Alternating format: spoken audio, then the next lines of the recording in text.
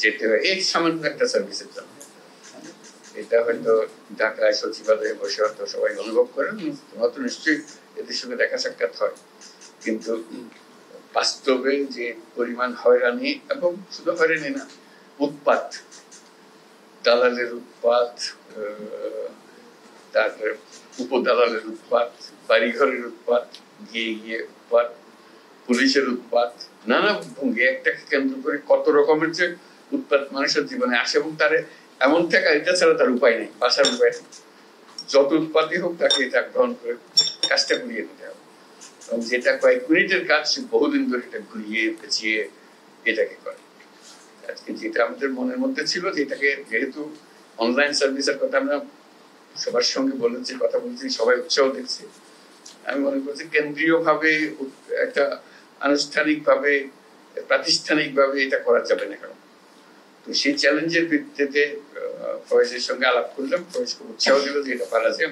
আমরা অন্তত খুব বিনীত ভাবে দুই এক জায়গায় করি, দেখা যাক, না হলে মানুষ বলবো যে এটা করলো কিছু করলো। তো তারই প্রারম্ভ হবে আজকে, সেটাই জানা।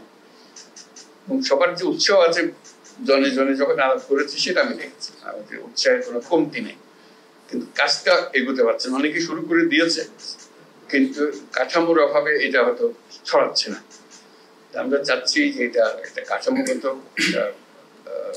রূপ দিই তার, যাতে করে এর মাধ্যমে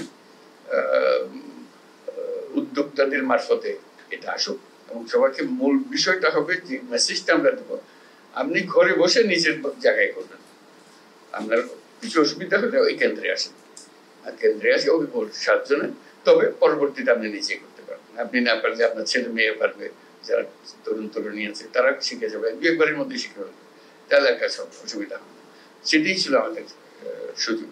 আমি এখন ফয়েজকে বলবো তার আজকে মিটিং এর কিভাবে আয়োজন করছে সেটা আমরা শুনবো ফয়েজের কাছে। যখন যাই লোকাল যারা বাংলাদেশি আছে ওখানে, তাদের সঙ্গে বৈঠক করি, কথাবার্তা বলি, তাদের সমস্যার কথা শুনি, এবং তার মধ্যে একটা কমন বিষয় হলো যে পাসপোর্ট রিনিউয়াল।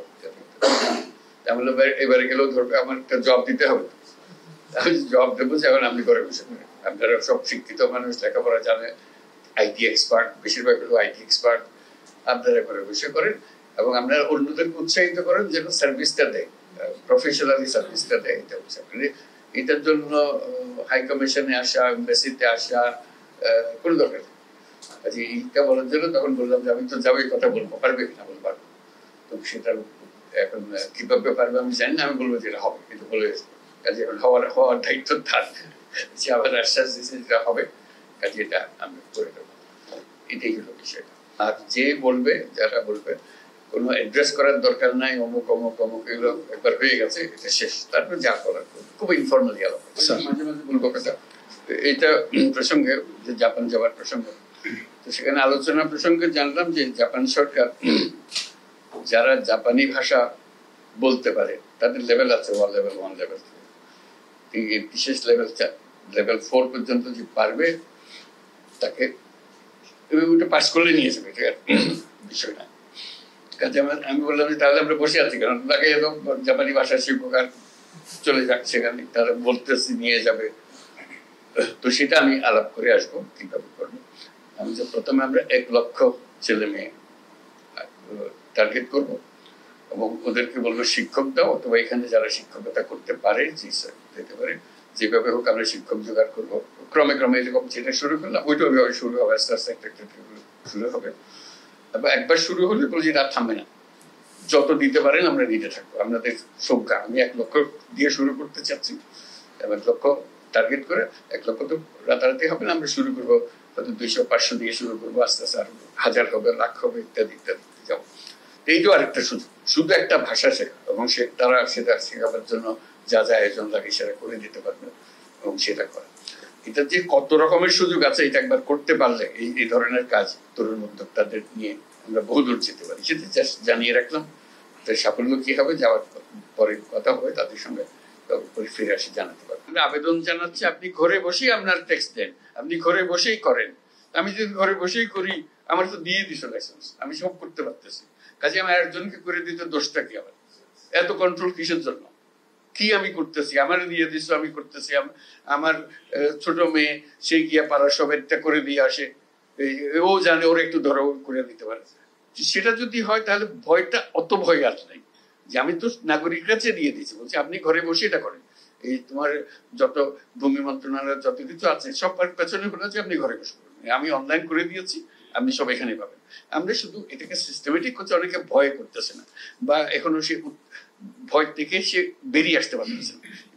বের করে আনার জন্য এটা কয়দিন পরে দেখবো যে এটাও রিলেভেন্ট হয়ে গেছে, সে বলছে ওকে নিয়ে লাভ কি, বসে থাকতে হয়, আসো ঘরে বসে করে মানুষের এনআইডি নিয়ে জিল্লতি, এটা মানে বিশ্বাসযোগ্য না, এত রকমের জিল্লতি হয়। এখন আমরা বলছি যে সব হাসপাতালগুলোকে এম্পাওয়ার করে দাও এবং বাধ্যতামূলক করো, সন্তান জন্ম হলে তোমাকে এনআইডি সবকিছু রেডি করে দিতে হবে, জন্ম সনদ তাকে ওখানে দিয়ে দিতে হবে, সার্টিফিকেট দিতে হবে, অমুক তারিখে এই হাসপাতালে এটা হয়েছে। দায়ী যারা আছে তাদেরকে বলতে হবে যে তোমাকে এই কাজটা করে দিতে হবে, এটা তোমার বাধ্যতামূলক। তা না হলে ওই 60 বছর বয়সে বলে জিজ্ঞেস করে আমার জন্ম তারিখ, বলে আমার তো জন্ম তারিখ কিছু জানি না, তো দাও একটা বসে দাও, কত বয়স কত 60 70 কিছু একটা হবে।